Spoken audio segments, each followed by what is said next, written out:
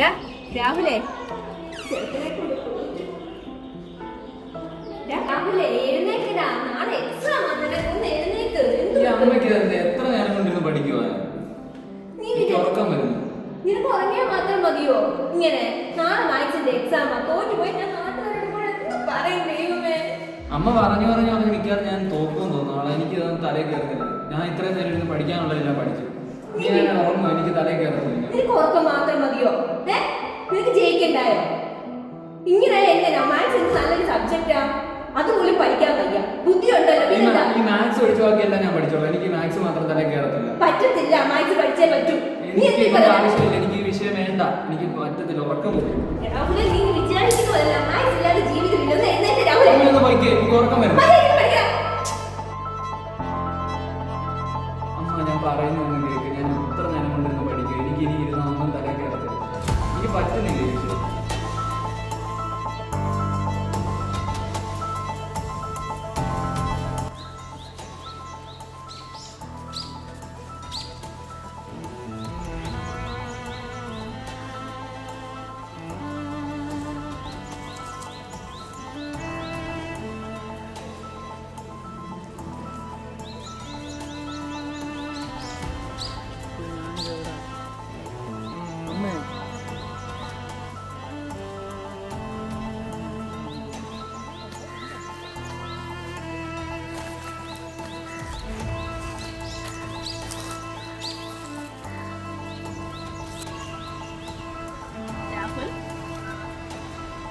ഞാനാണ് പ്ലസ്.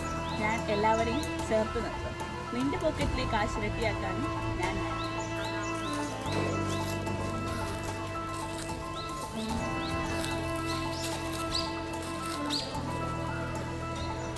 ഞാൻ മൈനസ്. നിന്റെ ചിലവുകൾ കുറയ്ക്കാൻ ഞാൻ വേണം. ഞാനില്ലെങ്കിൽ നിന്റെ ജീവിതം കാലിയാകും.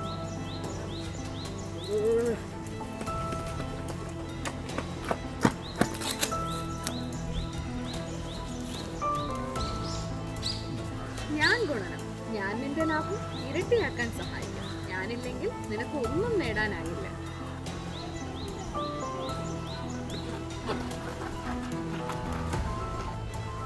ശരി രാഹുൽ, ഞാൻ നിന്റെ ജീവിതത്തിൽ നിന്നും പോവുകയാണ്. പക്ഷെ ഒന്നും ഓർക്കുക, ഞാനില്ലെങ്കിൽ നിന്റെ ജീവിതത്തിൽ ഒന്നുമില്ല. ഞാൻ ഹരണം. നിനക്ക് എന്ത് ഭാഗിക്കണമെങ്കിലും എന്നെ വേണം. എനിക്ക് ഇവരെ ആരെയും വേണ്ട. എനിക്ക് കണക്കില്ലാത്ത ലോകത്ത് ജീവിക്കണം.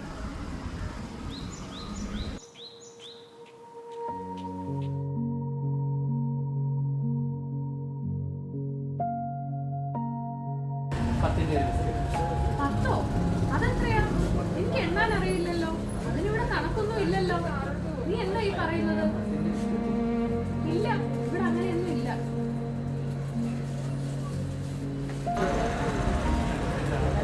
ചേച്ചി, സമയം എത്രയായി? വാച്ചൊന്നും ശരിയാക്കാൻ സെക്കൻഡ് ഒന്നുമില്ല. നീ വന്നത് ഇപ്പോഴാണോ 10 വർഷം മുമ്പാണോ എന്ന് പോലും എനിക്കറിയില്ല.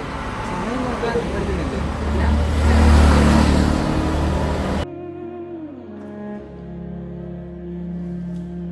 കണക്കെ, നിങ്ങൾ എന്നെ വിട്ടു പോവല്ലേ. നിങ്ങളില്ലാതെ ജീവിക്കാൻ പറ്റില്ല. അമ്മേ, അമ്മ എനിക്ക് എങ്ങനെയെങ്കിലും കണക്ക് പഠിച്ചെടുക്കണം. ഈ വിഷയത്തിന്റെ പ്രാധാന്യം എനിക്ക് ജീവിതത്തിൽ മനസ്സിലാക്കി തന്നു. എനിക്ക് എങ്ങനെയെങ്കിലും ഇത് ആദ്യമായിട്ട്